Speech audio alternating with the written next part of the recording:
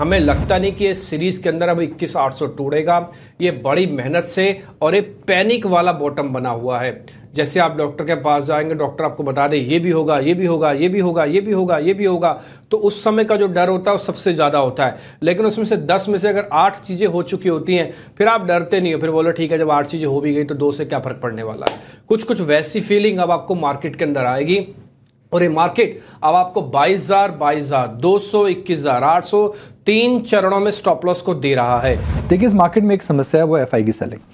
और जिस प्रकार से एफआई बेच रहे हैं, मुझे लगता है कि वो कंपल्शन, इमोशन से ज़्यादा इस समय बेच रहे हैं, सोच के समझ के नहीं बेच रहे हैं। भाई, कोई बड़ा रिडेम्पशन तो मुझे नहीं लग रहा है इमर्जिंग मार्केट फंड्स में आ रहा है। अगर रिडेम्पशन इमर्जिंग मार्केट फंड्स में आ रहा होता तो हमें पता लग जाता। दूसरा, ग्लोबल मार्केट जितने अच्छे हैं, इस समय कोई बड़ा रिडेम्पशन मुझे कहीं नहीं दिख रहा है। नैस्डैक और डाउ ऑल टाइम हाई रोज बना रहे हैं।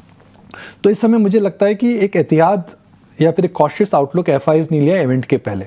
अगर इवेंट मार्केट्स को पसंद आता है तो डिम्पी जी, वही एफआईज जो आज जोर जोर से बेच रहे हैं, वह दुम दबाकर वापस आएंगे।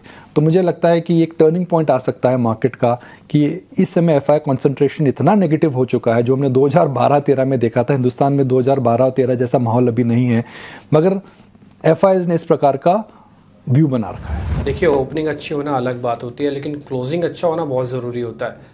वो क्लोजिंग आपको ये बताता है कि एक्चुअली में क्लोज करने के बाद आपका कन्विक्शन क्या था इस दिन भर का। आप जो लास्ट की 3 कैंडल्स देख पा रहे हैं, 1 2 3 ग्रीन, इसने पूरा बदल के रख दिया, पूरा मूड और माहौल। और फिलहाल इस समय आप अपनी स्क्रीन पर भी देखेंगे